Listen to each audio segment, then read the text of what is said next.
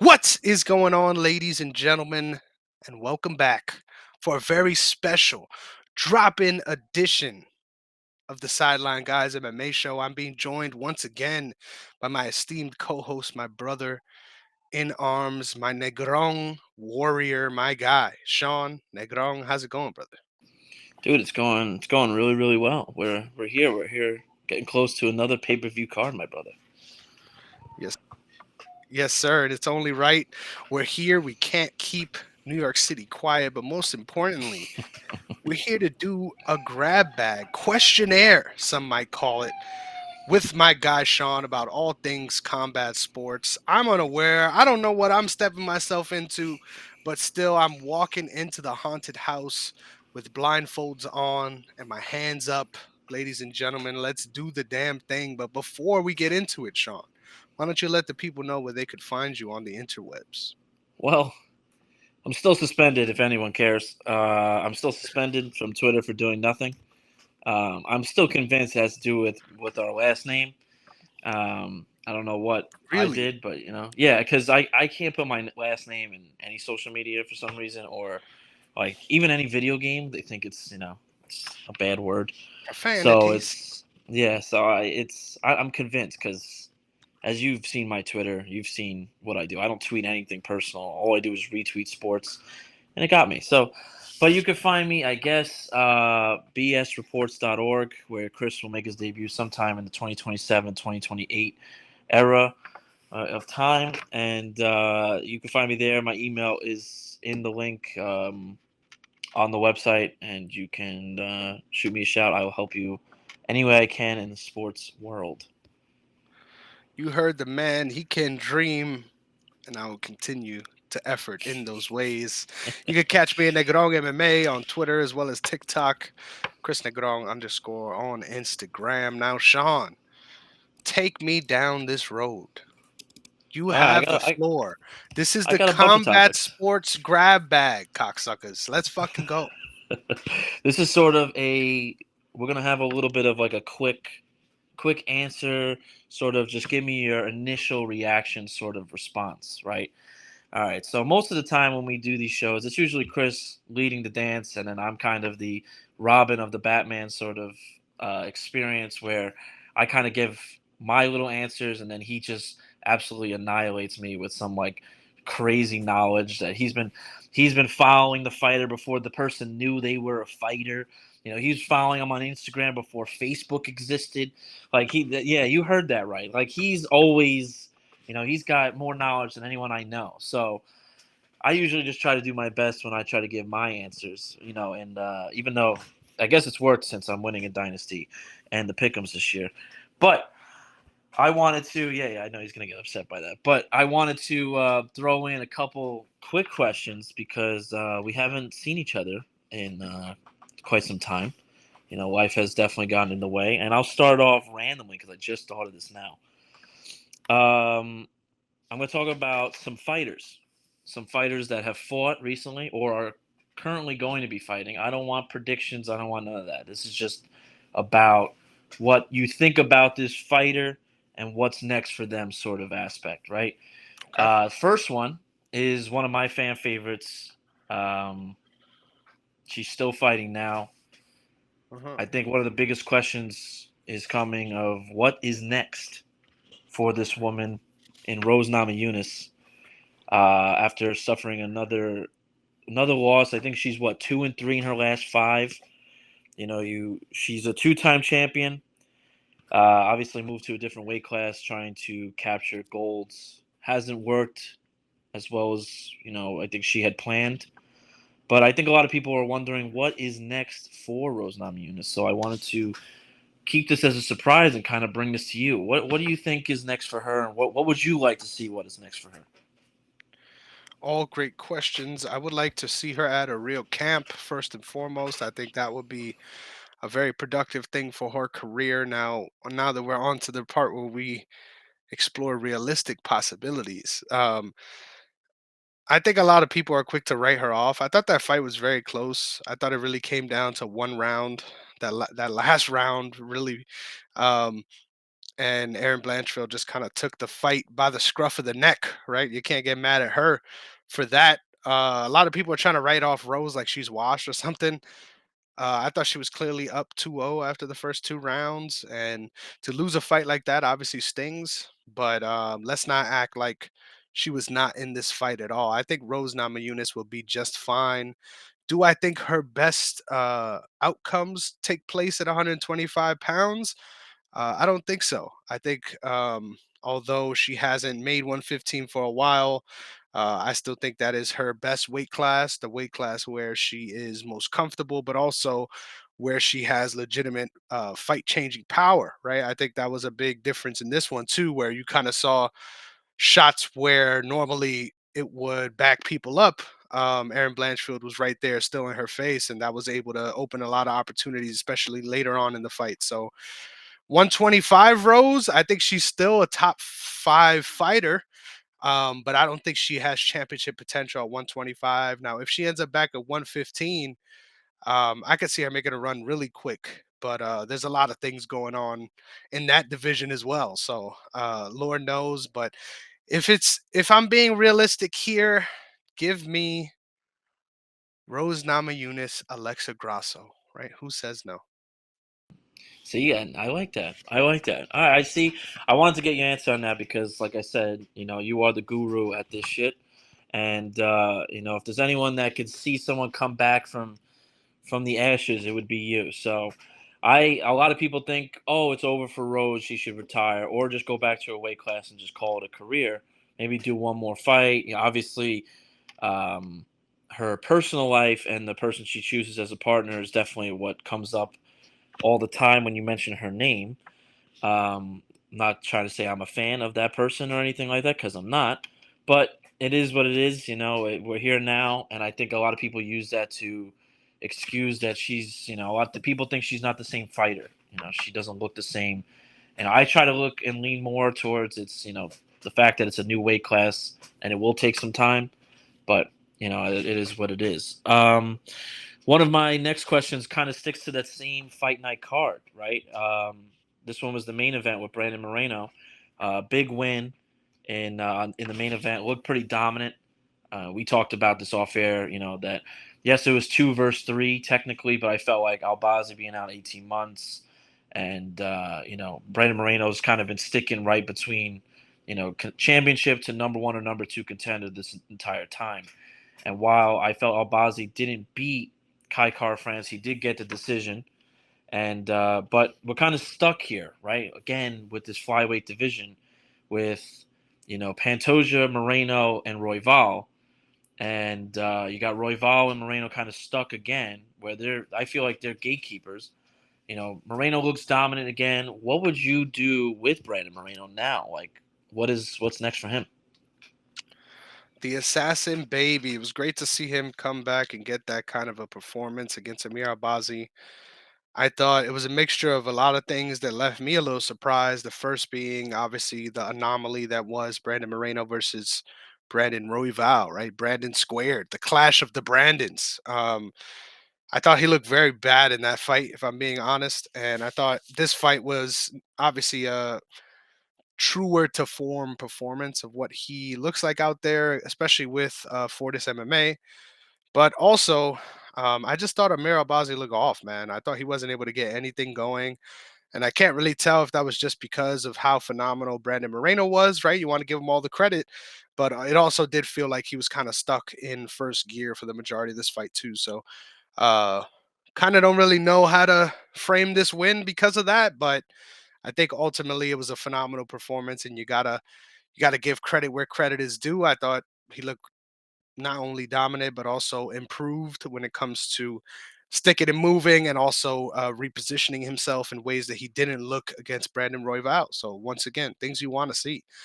Um, if I am a part of his team, I'll just sit back and relax a little bit. I think a lot of the people that he's already fought are vying for important parts of this weight class right now. And obviously, there's a title fight happening where a potential fresh matchup could come of things. I think, honestly, if Kai Asakura wins. I wouldn't be surprised if they end up doing a title fight immediately with Brandon Moreno. Not because I think it's the most deserving fight, but just because this feels like a weight class where they're kind of waiting to shoot the dice again, right? Let's bring everything back to the table and figure this one out. Because although Pantoja has been one hell of a champion and has had a blood and guts type title reign, I'm sure that there's a lot of people at the top of this weight class that they'd like to see holding that belt. So, um, once again, that usually doesn't matter, right? It doesn't matter necessarily what the UFC wants. If someone could go out there and just keep taking it by the scruff of its neck, I think Alexander Pantoja is that guy to have a dominant reign in this weight class. So who knows? But all things considered, I think for Moreno, either you wait around and try to find yourself in a title shot or a title eliminator. But no matter what you do, don't take a fight with Kai Kara France, man. There's no reason to do it. You already put yourself up 2-0 against this man. Don't let him goad you into a third one because you might fuck around and get knocked out. See, I like that. This is another one where you just kind of sit and wonder what is going to happen next with this division. We just saw the Steve Erceg title fight, and you see the UFC trying to put in new names to try to shake this division up as best as they can, instead of shooting the same 3 names, 4 names. So that'll be definitely interesting to see when it comes to what is next for that entire division. Obviously, we do know what the title fight is. I don't know if they announced when it is going to be, but I think they did actually. But Yeah, you know it's in a what? couple of weeks. It's in December. Yeah. Well, is it December or January? But you could be right. You could be right. So that's just Wait, what I actually, wanted to what am I see. talking about? Yeah, yeah, yeah. I think I think it's it's in January. I I'll think tell it's you right three now. ten. But yeah, that's what I wanted to get out of you there, because I feel like there's a lot of conversation about that division and how stuck it is right now. December 7th, 3:10. So you got the card right. We both got the date wrong. December 7th. It's coming up. Three Wow. weeks. Okay. All Yep. right. Wow. All right. So now I wanted to keep constantly moving up in the events that we have seen And the weight so far. classes.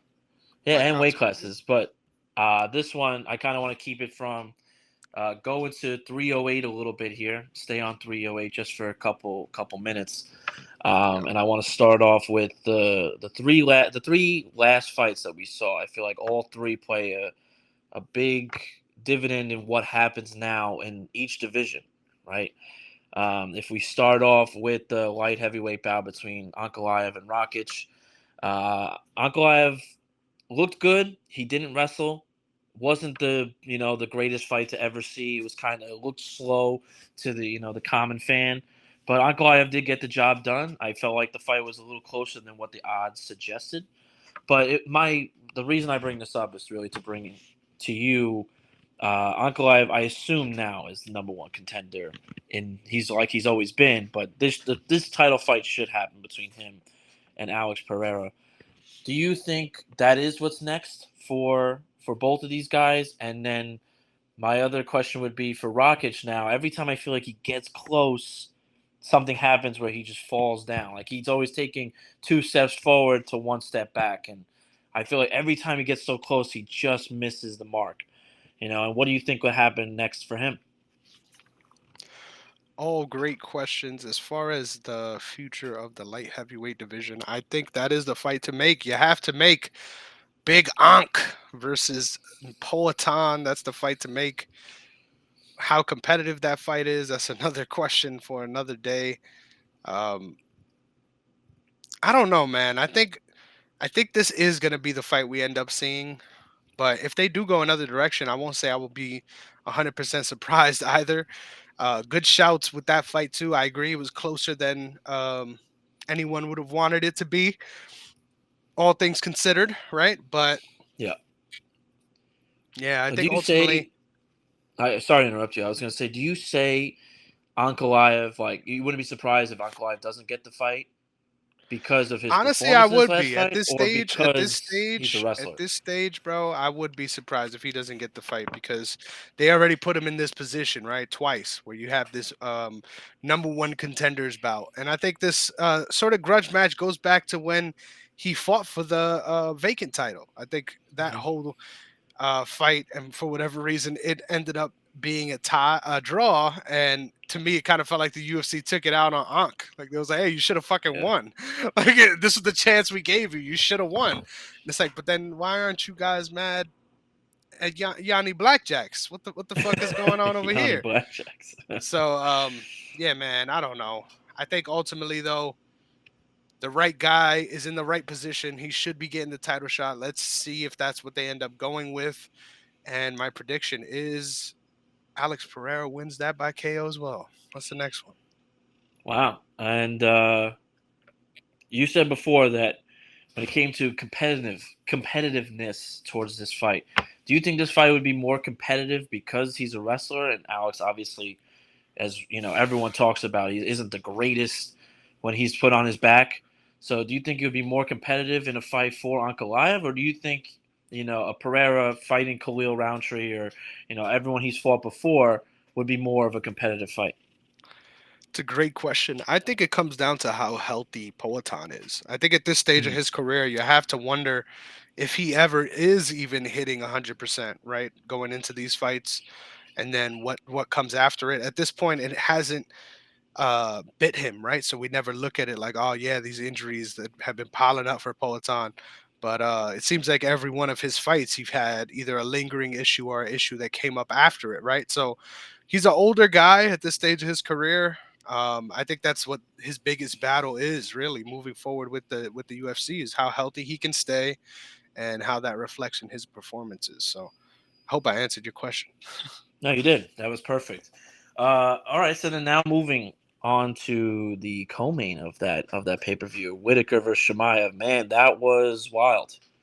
That I think everyone expected Khamzat to look absolutely nuts in the first round, like he's always, you know, always does. He goes, you know, ballistic. He puts. I feel like he almost puts 90% of his energy going into that first round to try to get some sort of sub or, you know, standing knockout, and then, you know, kind of looks gassed in round two and tries to save up for round three. And this fight looked no different. You know, Khamzat had Robert, I feel like from I think the 17th or 18th second on, had him, you know, within his grasp. The early takedown, Whittaker eventually taps. I think what was it, breaking his jaw or dislocating his jaw.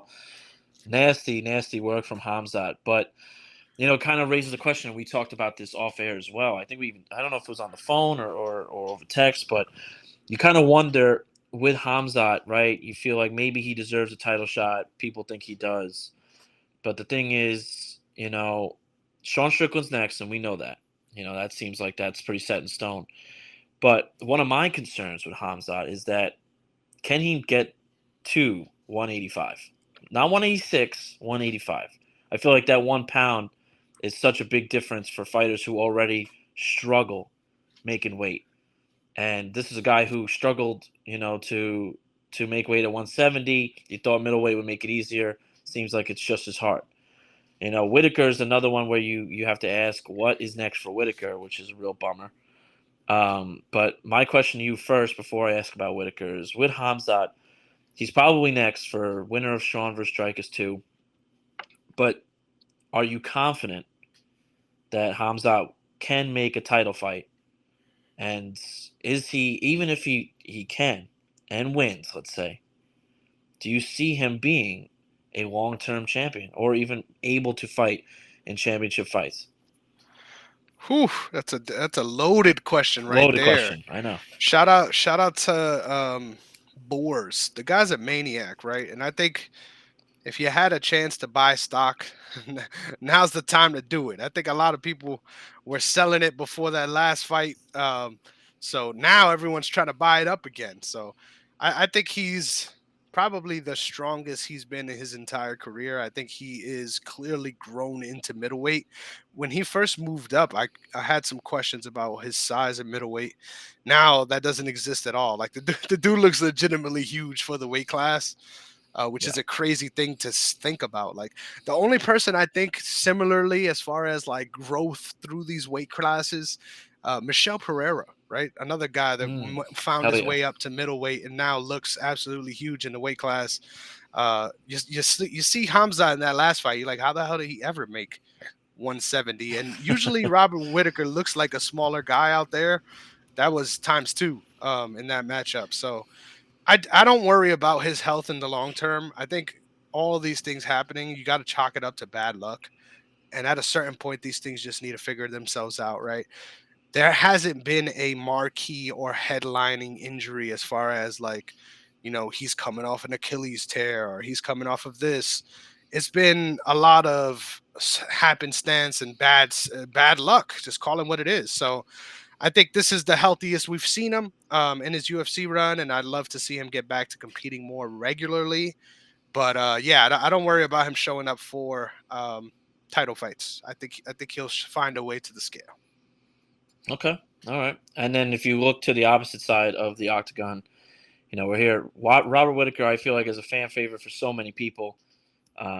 He's, I think, 34 or 30, turning 35 coming up, or maybe turning 34, whatever it is.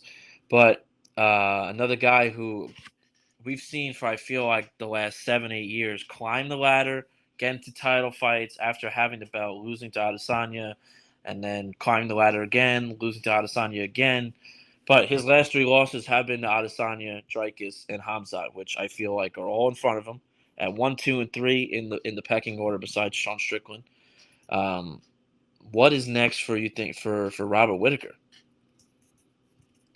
All great questions, man. I don't know. I think this guy has been fighting for a very long time, right? I think that plays into a lot of the way I look at his career. I love me some Rob Whittaker. I'm always rooting for him when he's out there competing. I don't think his career is anywhere near being over, but I definitely think he is towards the latter half of his career. I wouldn't be surprised if we see him in another title shot before it's all said and done. But ultimately, I think he's right where he needs to be at this stage of his career. Like I don't look at that fight like it was some grand indictment on who Rob Whittaker is. I think a couple things go right when they didn't, and he could have came out the other side of that fight being the winner. Just wasn't his night, and now we got to reset, which kind of sucks at this point in his career, which is why it's valid to look at it this way. I think it's not going to be the next one, but in the next 3 fights of his, he's probably going to go out there and fight Bo Nickel. How about that one? But besides Wow. that, um, who do I want for him right now? I mean, there's a lot of people that are I working don't their think way you can through give the anyone right division. now Exactly, right? because There's a he lot of looks people. like he's going to be out for probably 8 months with Yeah, no, having no. his But even then, there isn't a lot of people in the division right now that either Adesanya hasn't 3. fought him or isn't in a position to need to fight him, right? So Yeah. I'm sure by the time he's healthy, though, there'll be a lot of people lined up to fight him for sure.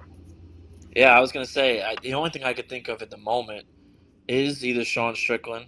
After if Sean were to lose in the title fight, you could gift Robert that one, but Sean Strickland would probably have Adesanya waiting for him. You could have Adesanya fight Whittaker for the third time. You can have Aliskerov, wherever he's been out since his loss, come back and have him have a full training camp against Whittaker. I feel like people would love to see that one now. It's just there's names Why you do could you take definitely that give. fight if you're Rob? Hell no. But Robert needs to have a defining win again, right? To get Bro, I himself already back knocked this into. guy out. Give me So anybody do it else. again. Give me Michelle Pereira, bro. I'm I gonna fight I that guy. I guess so. But he could, and then that's what I was saying. You could wait, and you can fight Sean, or you could try to finally right the wrong against Adesanya if Adesanya is up for it, because Adesanya is going to need one. So having that third fight isn't out of the question. So it's That's a good not one. like it's not like Brandon Moreno, and that's why I brought Whittaker into this. Is you feel like Moreno's kind of stuck, like you can't ask for Pantoja again because you've already fought him 2/3 Three times. times. Yeah, and then Royval you fought twice already, so it's like you're kind of stuck, like Dustin Poirier was for a long time, like Max Holloway was for a long time. Yep. So that's why I wanted to bring it up. And last question regarding this card is Max Holloway. It's funny how I bring him up. We'll start with Max first. You know, that hurt my soul watching Max Yeah, we get knew, knocked right? out. We knew it was coming. It, we did. We did. We both picked him to win, and then you did say and text me like he's about to It's get my knocked out fault. now. It's my fault. Yeah, it's 100% my fault. But as soon as I saw, because I was confident, bro. Like obviously we prepared, but we didn't get to record that episode. So I would have loved to have that theory craft episode, and have that conversation with you, right? Like where I was, because I was convinced, right? I was convinced, fully convinced, and I'm like, oh, you're picking Max too? Yeah, he's definitely gonna get knocked out. And then what happens, bro? It Exactly that. really is. I know it sucks, but now you get, um, Max loses. It kind of puts him right back in the same place that he was in the featherweight division. Is stuck, and I already saw his interview afterwards. He took like a week or two to respond, but he did say that lightweight seems like where he's going next. That he just doesn't want to make that cut to featherweight anymore. He liked how he felt at lightweight. Obviously, it's not going to be the same question of what's next for Max Holloway. My question more to you is, do you think Max can be big enough for the lightweight division? Yes, we've seen him knock out Gaethje, and obviously it's one of the biggest knockouts of all time. But can he make a name for himself in this division? With the guys coming up in lightweight, and also with the legendary names that are already here. Whew. Man, this weight class is scary as hell. Um, I think my money is always going to be on Max Holloway. I think he's a phenomenal fighter, and I think he has a lot still left in the tank. But saying that, I can also admit that he already has given so much, right? So it's so tricky, right? Because the skills are there, and it makes you believe that he can definitely accomplish a lot in this weight class. But also, we still haven't seen him fight a grappler of this size at this weight class, which is a big key, in my opinion. And I don't know, man. It just obviously knowing of the legendary Max Chin and seeing the way it was cracked in this last fight makes you feel different about, right, how things are going to go in the future. Is it warranted? Can we expect people to do this from now on? I don't think so. But only time will tell, right, with these things. So ultimately, I think he will make a big splash at 155, and I think he does end up beating a lot of those guys at 155. But um, I don't know, man. It's not a guaranteed thing like a lot of people I saw were just sort of like accepting of, like, yeah, he's gonna go up there and probably end up being champ. Like, yeah, I would love to see him fight for the belt again, but especially at 155, man, you got a long, difficult road ahead of you. So best of luck to him in his future endeavors at 155. One of my favorite fighters ever, and is still continue to be. So good luck, Max. Keep being blessed, baby. Yes, I definitely agree. I do fear for him when it comes to a grappler or any type of wrestler. Seeing him against obviously Islam or Arman or even Charles, I feel like will give him a challenge. So, and I wanted to leave off 308 with obviously the champion who fought that night in Ilia. I think Ilia answered a lot of questions for some people going in and beating Volkonvski the way he did, knocking him out, fighting Max, knocking him out. People thought, he knocking out Volk was, partially a fluke because Volk was so desperate to get back in, fighting so early and so quick after already getting knocked out by Islam. You saw it in him. He's talked about it publicly that, he had a really tough time not being in camp. And then you saw that he needed to get back in camp and back in the octagon, fight again. And, you definitely saw, I felt like the wear and tear in that fight. Even though Volk looked great the first round. And then, obviously you can always armchair quarterback it after with Volk and be like, oh, look, he got knocked out. But Ilia knocks out, the two of the three biggest legends in the featherweight division, right? So now, my question to you is, and it's an obvious answer for many, but I think a lot of people still like to have doubts because I think they fanboy Max so much. But is Ilia Topouria for real in this division? Can he have a long reign as a champion in this division? Bro, if you're still asking that question, you're smoking drugs, bro. You need some copium, right? Because I trust me, I needed a cope after this one too. But the man has arrived. The man is here to stay, and I don't really see his biggest threat at 145. honestly, at this point, it reminds me a lot of the McGregor story arc, right? It's like, how long is he Mm, gonna stay in this game before the game conquers him, right? Because at this point, it doesn't even feel like the fighting itself is gonna be the issue here. Um, he's big for his britches already, right? He's kind of like fucking annoying, right? And not even in a way that I think like Connor's annoying, in a way that's endearing to some people. I just think Ilya, unless you're from Spain, and like you get where he's coming from in that way, he just rubs people the wrong way. And I'm gonna be real. I think it's also because um, he has that sort of movie villain kind of look to him as well. I think that's a big part about why he's not received well either. I think in Spanish, especially, he's actually pretty charismatic. But all things considered, my whole point with Ilya is the skills pay the bills, and goddamn it, he has them. I think we still hasn't even really seen the limits of what he can do in his ground work and the ground game sort of angle of things. So I think we have a lot of years to get used to Ilia Topouria as 145-pound champ. But if we're asking who's next, it's got to be part two with my guy Volkanovski. He's coming from a land down under. Makes me sad, right? Because I don't think that's gonna change much as far as the result. But go out mm, there and be great, Ilya. Gonna be excited to see where his career goes. Because seeing him get dropped by Jai Herbert back in the day, I would have never thought I he would remember have that. been able to reach this level. But definitely changed my opinion on him big time.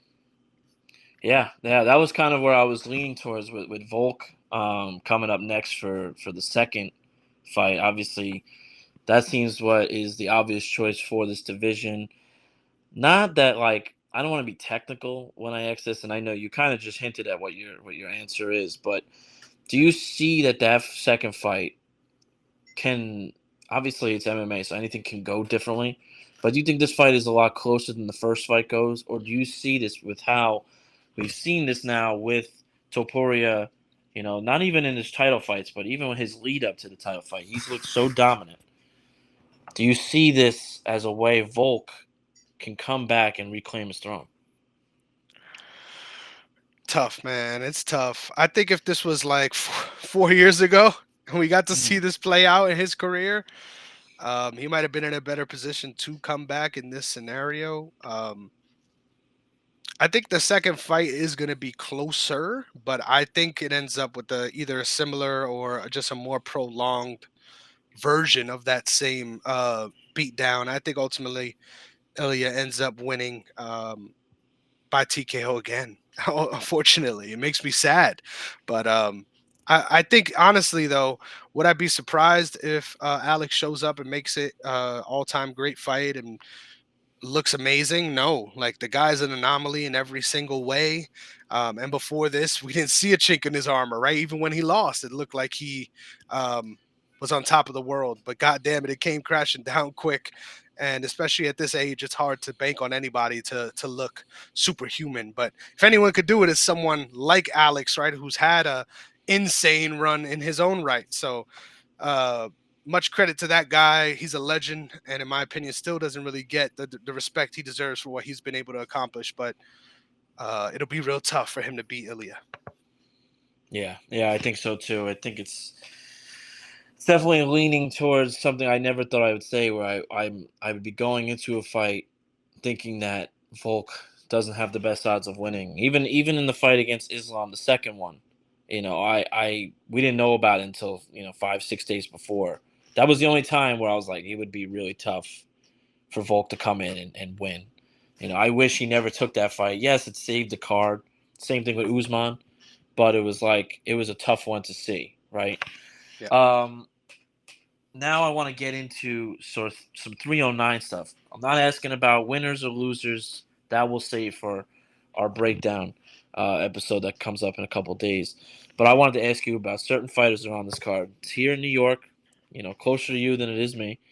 But I wanted to ask you about certain names, headline storylines regarding them, and what you think. So Yep. first off, let's start with the easy ones.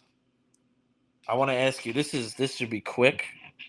in your answer, just because I kind of want to do uh, just try this method out here. But Jim Miller, will you think? Do you think this is his last fight?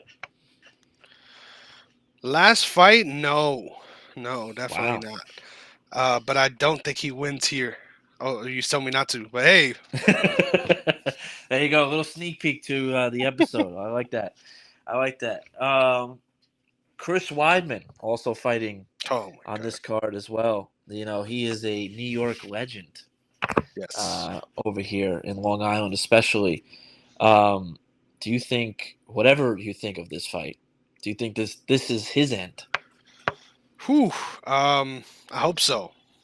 I'll leave it at Hope that. so. Okay, okay. No, and you know what? I agree with you. I do because I've seen Chris Weidman for a long time. Win or lose, I feel like his body has definitely taken a toll, Yep. right? And I would love to see him go into more of a coaching role and be able to say he left everything he could on the line. You knew he was coming back, right? And I talk about this because we're from New York, and he's a big name for where we're from, especially during whatever it was 7, 8, 9 years ago. You Bro, know when what he everything accomplished to shook this the world. day, one of the more Yeah, insane runs in the UFC, right? What was that, like a 9, 11? No, no, 10 or 11 fight run where the dude yep. was just on top of the world, right? So you can't hate. You can't hate on Chris Weidman, but I think fuck, people love to man, it's hate. been rough, right? We sometimes you gotta fucking poke a couple eyes, fuck up a couple people's visions, Hey, their whatever it self-esteem for takes. the future. Shout out to Bruno Silva. He hates Yes. Chris Weidman though because of that moment. He feels like I still feel like in some ways Bruno Silva is still stuck in that day, living in perpetuity, right? Just getting his eyes poked over and over again. Yes. And I bet he does because that's that could be a life altering win for him. And maybe Yeah, it that's the changes day why things all Chris Weidman's change for here. Bruno Silva. Yeah. And I don't blame him. That sucks. That definitely sucks. But Yep. all right, so you think Weidman should retire. All right, so I ask about this because I feel like there's a lot of fighters going in that you can question whether this will be the last time we see him. Yep. Right. And I'll ask this question to kind of move forward into my next topic. Okay. Right. Obviously, we know at the main event, you got two guys who are nearing the end of their careers. Right. Not saying choose who wins, who loses. But do you think that one of them, if not both of them, or none of them, retire at the end of the night? In my heart of hearts, I believe both of them retire on the night, regardless of what happens. But that's Wow. because I think Jon Jones is going to win. um, but yeah, I sincerely believe that win or lose, both of these guys will be retiring, and it makes me sad, but that's what I believe. Yeah, I think it's going to be a very sad night for the I think the for the MMA fans and UFC fans that have watched this game for a long time, especially with Stipe and Jon Jones as their favorite fighters. I think the new generation really wouldn't care as much because they grew up on Jon Jones, not besides Stipe, but I think they grew up on Jon Jones in trouble. Already a champion, but kind of in trouble all the time. A lot of people love DC more than Jon Jones, and a lot of people think Jon Jones is ducking Aspinall, which is why I bring it to you. This is the main attraction Wow, the of main event. of it's part of the main attraction, right? So this is like the tipping of the iceberg here, Mm. right? Do you think because I we've talked about this and I feel differently. Do you think that bearing Jon Jones wins, that if Jon Jones retires that night, or what we've talked about, which the media has talked about, which I'll get into in a second, do you think Jon Jones is ducking Tom Aspinall? Do you think A that hundred that's like a percent, 1,000%. valid thing? There's no. You don't Really? got to finish the question. 1,000%. He's ducking Aspinall, and imagine if this happened in any other weight class, right? Imagine if the guy who is the interim champ, right? He never unified the belt. He won it off of a vacant title against Cyril Gahn. This was a fractured title to begin with, ladies and gentlemen. You can't say, "Oh, I'm the champ." This guy's got to make a resume for himself. Hey, buddy, you didn't even win the title. And there was some time here where The entire narrative was flipped on his head. Fucking Dana White's like, hey, have you seen Francis? He's like, Jon Jones told me he wants to go to middleweight, right? Everyone forgets about that shit. I'll never forget the time I where remember. Francis was in the company's good graces, and god damn it, they were trying to push John out. It's a weird timeline we live in. Ultimately, though, I think John deserves all the respect that he is given. The man is a psychopath, right? Looks for any reason to be absolutely slighted, right? You called me a bitch. You called me a bitch, Stipe, huh? You called me a fucking bitch? Me? Yeah, the guy's a psychopath, bro. But hey, it makes for a very good fighter. So we will see. Time will tell. But I would love to see him fight Tom Aspinall, but the man is ducking. You cannot tell me as a champ that sits right with you. I don't care if you're this well-established champ. If there's someone else clear in the weight class that everyone is talking about being the guy, if there's any talk of that period, you want to fight that guy, let alone to this level where it's disputing whether or not you're the champ, period, and you don't want smoke with that guy, you call a fucking goose a goose, brother. And I'm glad you brought that up because I wanted to ask because the UFC likes to do this to be part of like WWE in a way. Obviously, Aspinall is the backup fighter in this fight. Do you think whoever wins, Jones or Stipe? I think if Stipe beats Jones, it'll shock the world, and Stipe will retire regardless. Literally on top, perfect. He'll retire. He'll hand the belt probably to Aspinall at that point. But if Jon Jones wins, do you think they bring Aspinall inside the cage? I gotta imagine with Jon Jones' ego that he would make it clear beforehand that that's not what he wants. I think anything about this moment being anything other than Jon Jones is going to be devastating for him. And I think that's already what he's set up for. Like, I think Mm-hmm. even if on the night he has a dominant performance, or, oh, God forbid, he's in the middle of a boring round, I think we're going to hear Tom Aspinall in the crowd, right? Like, I think this is going to be a storyline no matter what on Saturday. So there's that to consider. But yeah, man, I think we might see an attempted murder if Tom Aspinall jumps in that cage after the fight and is trying to vouch for that fight when he already made it clear that Tom Aspinall doesn't even deserve to be breathing the same air as him. Oh man, that would be if the UFC does it. In my opinion, I think you do it because that might be what actually gets Jon Jones willing to take Exactly. that fight. But knowing how fragile his ego is, it'll be known that that's not happening that night. Yeah, that's why I brought it up. Is exactly that. And if the UFC wanted any shot of making that fight, I feel like doing that would be huge for the UFC because you might ignite a fire in John in being pissed off at the UFC, Dana, Tom, anyone, to the point where it gets so loud that you almost have to make it. A part of me thinks he's trolling. Jones is trolling because he's made it very clear. Like he's kind of, said it under covers that he was retiring and that he just, he wasn't gonna fight Tom next, but kind of like little one sentence, one liners, kind of moving past the topic. But I feel like this entire media tour, this last like week or two, he's been on every interview. And I feel like I've seen him interview more than he had during like the DC2 fight, Yep. and it's all been about Tom, right? It's been about Stipe a little bit, then about Tom. So I think he's purposely saying that Tom doesn't deserve it. Who did he really beat?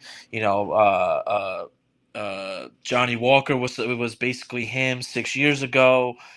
So I think He's he's not doing it wrong to though. get He is no, not and he's wrong. not, and he wasn't wrong there. But I think a part of him doesn't want to fight him, but I think if Stipe gives him a little bit of a run for his money, like he, you know, like I think he'll want that fight because if people He'll even for want a the second, Aspinall fight. yeah, because you know what, you could go out and I think he should take. And I'm a Jon Jones fan, you know this. I'm a big Jon Jones fan. I was fucking Baldwin, New York. yeah, I was going ham when he beat DC2. I don't care. I know it's a no contest now, but he It beat is him. no I don't care. contest. All right, That was but bad, bro. That was that bad. was bad. But I loved every second of it. That I him. hated it. I hated it. I love DC so much, That's the bro. difference. Like, I and hated I that. love DC, but I was so happy for John. Like, in John's an Fuck that asshole. guy. Like, Yeah, I was about to it's say. very, and it's very Real clear. quick, hold But you on, know hold on, what? real quick. I'm sorry. I can't stop thinking about this. So I just gotta share with you. Hilarious Yeah. moment last week's card. Shout out Carlos Prates and the boys at the Fighting Hmm. Nerds. Um, bro, during the Jillian Robertson fight, this motherfucker Dean Thomas goes, hit him with the Jon Jones, right? He's talking Yes, about the I 12 heard to that. 6 elbows, right? Uh And huh. then I saw a tweet. I don't know who said it, but shout out to you. You made my night. There was like, as soon as Dean Thomas said that, Jillian Robinson reached for her car keys. And bro, the way I was dying the rest of her night, because yo, it's hey, that is a viable. If someone said hit him with the Jon Jones, right? What is the signature move, right? That we're thinking of here? It That's might be right. an eye Oh poke. yeah. It might be a felonious vehicle, but it's okay. Yes. No. It's it. I think this whole main event is fun. I think people say they don't want to see it, but I think it's actually going to be something everyone, as a UFC fan, wants to see and close the chapter on, because then you can raise all the questions in the world after. No matter what Jon Jones does, I don't think he retires. I really don't. I think he wants to. In retrospect, if he goes out and fucking submits Stipe in 30 seconds, I think he might consider it then. But I do think he doesn't want to share a retirement moment with Stipe Miocic. Like, I think if Stipe goes out and gets tapped in 30 seconds, I don't think he's going to sit there, wait for Stipe to give his retirement speech, and then him be like, me too, guys. Like, I think Jon Jones is a little bit more of a self-centered guy to do that. I think he'll want his moment. And I really do think the more this media circus has gone on, I really do believe that Jon Jones wants to fight Alex Pereira. I think he thinks of that as such an easy win for for the biggest name in the UFC right Yep. now. So you can always say you beat the legacy before you, the current fight, the fighters you had during your current time, and the fighters that will take place after you. Granted, Alex Pereira and him are the same age, and you feel like Pereira's in his prime. You feel like Jon Jones is not, because Jones has been in for such a long time. Hmm. But my question to you, as is, if you had to put a percentage, right? I know you said you think Jon Jones retires at the end of this night. But if I had to give you three options, option A, Alex Pereira, option B, Tom Aspinall, and option C, retirement. If you had to put a percentage, 100%, right? What's the percentage of him retiring? What's the percentage of him fighting Aspinall? And what's the percentage of him fighting Alex Pereira? Who I wanted to challenge you and say, hey, this is easy. But then I started thinking about it, and it's not as easy as I think. But it is easy in one way. I would say, give me fighting Aspinall for 0%. Wow. Give me fighting Poatan for 15%, and give me retire for what is that? 85? Yeah, there we go. There we go. This is why you run the numbers around here, son. I think, honestly, I think Aspinall, 40%. I think That's Pereira, a big 50%. number. Pereira 50%, retirement 10%. I really do. I don't think he's retiring. Wow. I think he wanted to. Wow. I think he wanted to. But I think now Wow. he Somebody knows woke it's him such a up. big, because I think there's such a big payday with Pereira no matter what. Like Hmm. Pereira, if he beats Ankalaev, it's a win for Pereira, because he could face Ankalaev and get used to a wrestler before facing the best wrestler, in the heavyweight, you could say history, best fighter ever, Yep. and you can get ready for that. So it's like a win for Pereira in a way, and God only knows what that payday would be.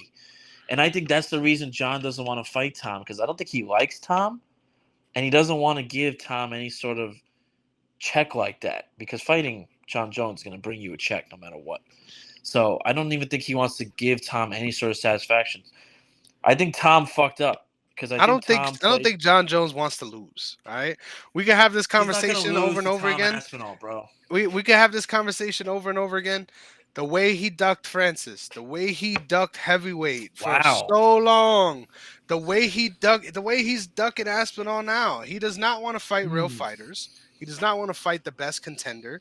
He wants to fight the name that's going to give him the biggest check mark on this quote unquote legacy, which in reality has already written itself. You could retire right now and fucking make it to the Hall of Fame 3 times over. There's no reason for you to fight anymore. So don't fucking lie to us, right? Don't say you want to do X, Y, and Z. Just be fucking honest, right? You want to get the easiest fucking paycheck that you possibly can get, and who doesn't, right? I can't blame you for that. But at the same time, let's not act like this is anything else. This guy is not going to be fighting Tom Aspinall. I will say that. You said fucking, what was it, 30% chance? 40. It's not happening. Like, he is not gonna fight Okay. Tom. If he's gonna fight anybody, it's gonna be Peloton. And because of all the reasons you said, this is the walk-in lick in Jon Jones's eyes. This is, oh, so I get to fight the guy that took the belt that I sat down on the floor. That's the guy I get to fight, and I probably get to fight him at heavyweight. Hell yeah, let's run that shit every day. Like, I think that's an easy matchup to him. Now the question is, which is why I still am firm that he retires, is there's another way we don't get that fight. You know what that is? Big Ankh going out there and winning that fight, right? So True. there's a lot of different ways where we end up with Jon Jones retired, and I'm pretty sure that's the timeline we're gonna get to see. I'm sorry, I got passionate there, brother. I got real passionate there. No, I'm and I sorry. like that. And that's why this is exactly why I wanted to do this episode, because there's so much at play. And that's why I don't think he retires following Saturday night, because you have such a big payday waiting for you in someone like Alex Pereira. So, and you don't want to retire because Ankalaev made you retire. Because if Ankalaev goes out and beats Pereira, then this whole thing is washed. And I still think he's going to fight. He's not going to announce it over Twitter like, yeah, all right, I'm out. That's why I leave. That's why I leave fucking Aspinall open, because if there is a way, I think it's a win-win for MMA fans, regardless of what happens in that Alex Pereira fight. There's a lot of A's in this, Yeah. but it's definitely one I can't wait to see what happens. Like the story can write itself. I saw DC talking about it. And I've seen everyone talk about it, from DC to Chael Sonnen to freaking Michael Bisping, because he's a diehard Aspinall dick sucker. So he's and I like Bisping a lot, I was but gonna it's say, just that what do dude. you have against Tom Aspinall? No, I don't have anything against Tom Aspinall. I Sure. think he fucked up. I think he fucked up being the nice guy, and then taking it to social media to be kind of like this like wannabe dickhead. Like he'd like praise Jon Jones, and then the next breath, oh, he's ducking me, and then he'd make those stupid videos of him ducking him. So you have to either go balls to the wall in either way. You have to go out. Like, I hate agreeing with Brendan Schaub, but that's the only thing I'll agree with. And I saw him talk about it just the other day, where you have to either say, yeah, Jon Jones is a legend. I'd be honored to fight him. Yes, I'm an interim champ, and I do feel like I deserve to fight him, but he's a legend, and I'll grant whatever he wants to do. Or say, fuck Jon Jones. He should have never beat DC. He didn't beat DC the second time. He cheated. He's always been a cheater. He hit a pregnant woman. He's doing this. Like, you could go all the way, and you have to choose. You can't say he's the greatest. It's like, listen, this is really fucking stupid, but I'm gonna say it anyway. I love it. It's like when MGK dissed Eminem. All right, you can't say he's the Oh, goat. You can't say he's the GOAT and then also throw the beard is weird and you're too old to stand up line. Like, yeah, we all know you're the greatest alive, but can we also get some food in your mouth? Like, you can't be like, yeah, you the greatest, but also fuck you. Like, you have to stick to one. I think that's what Aspinall kind of fucked up on. So wow. hopefully that fight happens. I would love to see Jon Jones stick around for 2, but that's like a negative 50% chance of him doing. But it is what it is. I have 2 more quick things to ask you before we get out of here. All right. One, actually three, but they'll all be Wow, quick. look at that. It keeps getting One, quicker. yes. One is the co-main event, which I wanted to bring up first, but I think we had to talk Jon Jones. We couldn't wait any longer. Yeah. You know, you got Bursting at the Charles Oliveira. seams. Right. Yes. Charles Oliveira, Michael Chandler too. Obviously, they fought for the vacant lightweight championship once before. Charles winning via knockout. What a great fight! 10 seconds into the second round, I feel like it was. What a hell of a fight when Chandler looked so good in the first round. Chandler looks in an absolutely incredible shape going into this fight. I sometimes I think that's a good thing, but I also think it could be a bad thing I because agree. he looks like Tiny. He looks tiny, dude. he looks really tiny. He looks like he fucking lost muscle mass to the point Looks where like you he's could going to see 145, right? it Like the does, dude looks right? tiny, bro. That's exactly what I'm thinking. So, my question to you is 2025, does Charles Oliveira or Michael Chandler fight for a title? Wow. Holy. That's a good question. Fuck. Damn. I'm going to just have to say yes because Charles Oliveira is involved. So give me yes. Okay. And do you think if so then I'll bring it to Chandler here. Chandler loses. I think obviously the next move for him is to try to find Conor again and Good luck with do that one. whatever you can. Go to Ireland, Yeah, if I was him, go I on would your have been knees at his door. front row at the fucking the civil court proceedings that's been going on this last week. I Front would have done row, that too. right? Just I'd be front row at every bare knuckle event he shows up at. Every time he's at a public place, I'd be there just to fucking sipping the antagonize him. fucking Irish stout, brother. Or whatever the rivalry to Irish Stout is, I'd be fucking doing it. Because just to What is get it? under Conor's Actual skin. Guinness?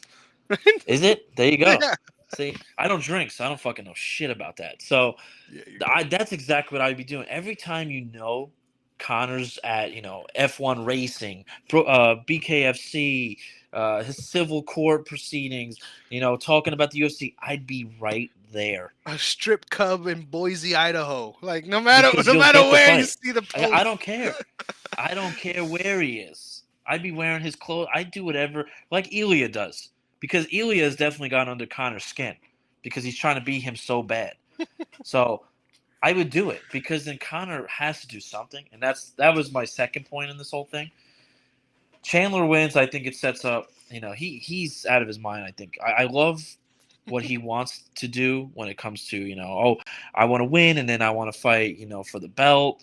I want to beat Arman and then I want to beat Islam and then I want to fight Max for the BMF and then, by the end of 2025, I'm a double champ. It's, lightweight and BMF. And yeah, that's great, buddy. Listen, you've said, see you at the top, I think 3 or 4 times, and it's all ended ugly. And I'm not even trying to be a hitter because I actually like Chandler a lot. But you've called out everyone. Dustin, Justin, Charles, whoever. It's never worked. Austin, all the Austins, right? You finally got Conor's attention and he fucking held you out for 2 years just to say fuck you.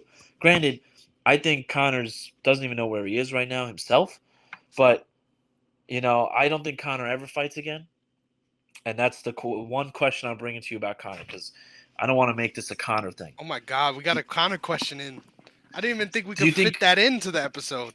Do you think Conor fights in 2025 and will it be Chandler? Yes and no. It will not be Chandler, unfortunately. Wow. It might be Dan Hooker at this rate. Really? Do you see a situation where it could be Nate Diaz 3? No. And it's just because of all the sadness I see in the Diaz family. Right. Let's shut this shit down, brother. Yeah. That's true. All right. So then have you ever tried to light a brush fire in the middle of the road, Sean? Is that something you've ever tried to do? No. Unfortunately, and it sucks because it wouldn't be a video, right? There wouldn't be a video, right? No, of course you not. trying to do that? Not. I'm just Of course not. Of course not. Yeah, all right. Well, see if I can find that. You don't have to find it. You don't have to find it. Shout out my guy, right? I hope he watches this, right? Because it isn't often my guy's getting a shout out, but he's getting one right here. How about that? Oh man, And then dude, I don't even want to bring it up anymore, dude. I just saw that like an hour ago before we did this. And then yeah, so that's I feel like I've talked about every possible topic. Oh, that was the one I wanted to mention. This is the big one. Donald Cerrone coming back in 2025. Oh yeah. That's not Donald Cerrone. That's Donald Cerrone. Never forget. That's right. That's right. Yeah, he's gonna have Oh a full man. set of hair. He Hell yeah. slowly is morphing into the main character from The Boys. What's that guy's name? Yes. Dude. The evil guy. You know what I'm talking I about, know who right? you're talking about, but there's no way I'm gonna know the name. Yeah, he somehow has blonde hair, right? He's just Yes. Super Yes. Saiyan Cerrone, right? I don't know what the Yes. fuck is going on. There's But no shot he's fighting a lightweight. This has to be welterweight. yeah, it has It to be has to be. welterweight, and it'll be the He's gonna most be welterweight fight of all through the time. Right? gills. Yo, Juice in the give me gills. Court McGee, Donald Cerrone, first one back, right? No tiptoeing around the division, right? Give me Court McGee right out the chute. Wow. Really Wow. find out where he is in this division, right? I was mentioning this to my boy Dowling, which you know very well. Shout out my I guy. said, give me Nick Diaz versus Donald Cerrone. But I said this 2 months ago. Wow, how I dare said this you. 2 months ago. Okay, 2 months All ago right? I might have heard you out on that one. Yes. And then I saw the video of Donald Cerrone hitting pads. I'm like, please, not my boy Nick. Don't Nick, send my boy into depression. oh man, do you think Nick looks better in this fight than he did against Robbie Lawler? Because that dude was on 25 speed in that fight. Is that a serious question? Hell no, bro. Hell no. It's only gonna get worse. Really? Sadder. People say because he wasn't in the full fight camp, people thought he was in slow motion that night. Bro is setting bushfires in the middle of parking lots. Period. Hey man, sometimes, dude, you never know. Crackheads have crazy speed, crazy endurance. I'm not saying that's Nick, but I'm just saying sometimes drugs can help you. Strength is a new. You never know, it's dude. a new unlocked attribute. Yeah. All right, final thing before we get out of here. One hand on the mat, 12-6 elbows. These are now new rules, part of the UFC. How do you feel about them? Do you think they will make a huge impact into how UFC and MMA is in going into 2025, or do you think this is just kind of like new rules, but we won't see much of a difference? I love everything about the new rules. I think of the twoest new additions, one being obviously the 12-6 rule that you're alluding to, and the other one being the downed opponent rule, right? There's no longer that up and down confusion, right? It's either you got a knee down or your body's down or you're not. Mm-hmm. So any of that in between game, you could really fuck someone's life up. I think that's where we see the biggest fight moments where we see these sort of rules come into play. As far as 12-6, I love every second of it. Shout out Gaston Bolanos in that fight against Cortavius Ramius, right? Holy shit, one hell of a name. But he landed one of those sneaky 12-6ers that it blew my mind, right? It was a transitionary position, and the guy just looked down and said, hold on, we could do this shit. And just landed like a beautiful elbow where Romeus's head was just against the canvas, so you got nowhere to go, right? Exactly. Yeah, you love to see that one. Beautiful reenactment from my guy there too. Doesn't get any cleaner. So yeah, I think it's a great rule, but I think of the two, the ground opponent one will probably be more noticeable. But I like both, man. Give me more options to fuck up your whole shit, please. All right. I like it. That I feel like is a wrap for me. Yeah, I think I got everything I need. Oh, Kamaru Usman fighting twice in 2025. Oh, damn. Save that. That might have been the hardest question you asked me all night, bro. There you go. Fuck. I'm gonna say yes, but just because the year hasn't started yet. One of them being a title? that one's tougher. I'm gonna say no. Okay. So 2 fights with Kamaru, none of them titles. I Yep. can't wait for 2025. I can't wait to see how 2024 ends. Brother, thank you for doing this short notice, last second, I guess, catch up on the UFC and all the headlines that have definitely been all over the place in the UFC world over these last 5-6 months. I can't wait to go over UFC 309 with you coming up in the next coming days, and then get towards the end of the year, see who wins Dynasty and the Pick'ems. Thank you, my brother. You heard the man. Looking forward to the future. But make sure that you're following the brand at OTS Media Co. on all social media platforms, OTS Media on YouTube, so you can continue to get these awesome, fucking phenomenal shows brought straight to your ear holes and directly into your eye sockets. Ladies and gentlemen, thank you again for tuning in and sticking with us. But most importantly, got business to attend to, motherfuckers. We'll see you in a couple days. Peace.